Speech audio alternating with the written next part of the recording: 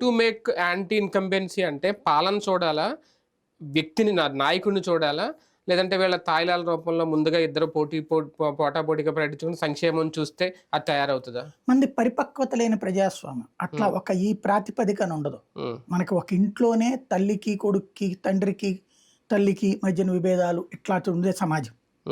ఒకళ్ళ మాట ఇంకొకళ్ళు ఎవరు వినేటటువంటి సమాజం కాదు. అంటే అప్పుడు అది మరి 2014 అదే కంపేర్ చేసుకున్నాం కదా, ఒక రాజధాని గురించో లేదంటే 29 గ్రామాలకు ఆ పాయింట్ లోనే అది వ్యతిరేకత అనేది తయారైనప్పుడు 2019 నుంచి ఇప్పుడు మధ్యలో ఏ బేసిస్ ఉంది అని నేను చెప్తుంది అదే. అవేంటి పాయింట్స్ అన్ని ఉన్నాయి దాంట్లో. డ్వాక్రా మహిళ ఇది వాళ్ళు ఎక్స్పెక్ట్ చేసి అదే అవును. ఇప్పుడు వీళ్ళ దానికి ఇక్కడ 10 పాయింట్లు చెప్పుకున్నాం దీంట్లో. దీనికి దానికి చాలా తేడా ఉంది.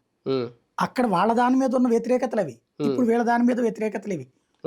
అనుకూలత అన్నటువంటి ఇది రావాలి.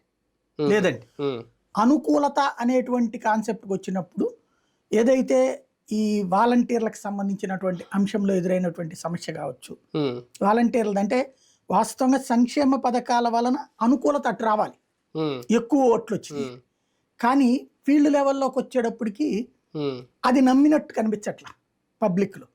అంటే ఆ టాక్ లో ఉండే రిథం వేరు. బాబు ఎక్కువ ఇచ్చేస్తున్నాడు అన్నటువంటి టెంప్టేషన్ కనిపించాల.